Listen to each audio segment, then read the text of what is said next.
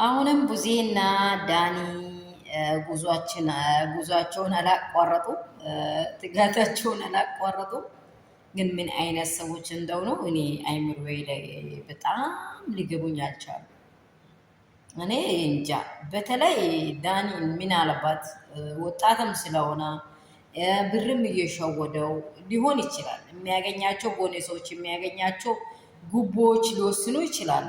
ግን ቡዜ በገዛ ወንድሟ ላይ አብሮ ኖሯት አብሮ መከራ እንዳየችው ሚስቱን እያወቀች ነገ ሴት ልጅ ናት። ከእሷ ሆድ ምን አይነት ሰው እንደሚወለድ ማትረዳ ቡዜን አየው። ጌታ ምስክር ምን አይነት ሴት ናት!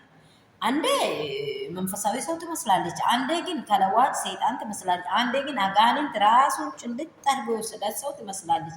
እኔ ግራ ገበኝ። ልትጨበጥ አልቻለችም። አብርሃምን እንግዲህ እየቀጠረች በዚህ ሰዓት እንገናኝ፣ አንተ ልክ አይደለም፣ አንቺ ልክ አይደለም የሚባል ሳይኮሎጂ ካለሽ ሁሉ ሰው አይምሮ ለምን አትመርምረውም ነበረ? ልክ የሌለ ሰዎች ወደ እሱ ህይወት ሲገቡ ስለምን አልመረመርሽም?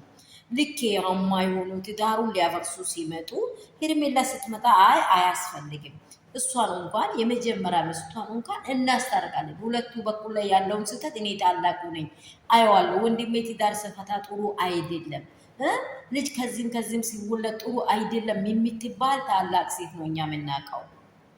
ታላቅነትሽ ደግሞ ወርዶ መሬት ሆኖ በቃ እርሱ ደግሞ የመጨረሻ ህይወቱን ስለመረጣ አንቺን አንጨረጨረሽ፣ አቃጠለሽ። በቃ ከዚህ ካልወጣው ከዚህ እንዲህ ካልሆንኩ ሄርሜላን አምጥቼ ሰላም ቤተሰብ እንደምን አላችሁ? ሁሉ ሰላም፣ ሁሉ መልካም ነው ወይ?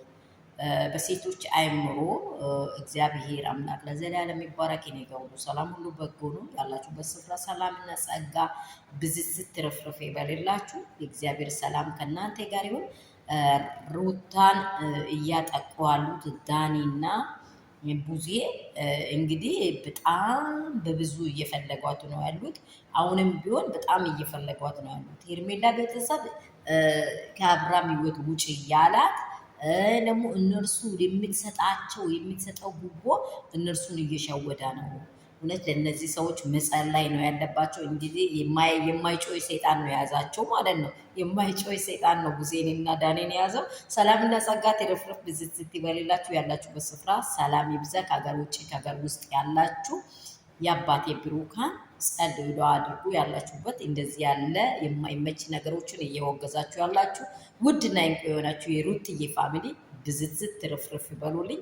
እፋ ቀጥል እስከ መጨረሻ ትጋቴን ቀጥል።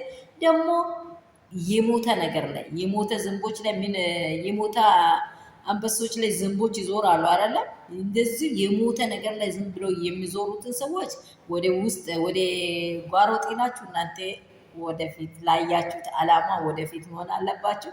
ስኬታቸውን የአብርሃምን እና የሩታን ስኬት ልታቆሙ አትችሉ። መቼም ቡዜ ዳኒ የአብርሃምና የሩታ ስኬት የማይቆም ስፍራ ደርሰዋል። ማወቅ አለባችሁ። ላለው ሰላማችሁ ትርፍ ይበል። ያላችሁበት ዳና ሁኑልኝ። ሼርና ላይክ ሰብስክራይብ እንዳይረሳ። ኮሜንት ሀሳባችሁን አስቀምጡ።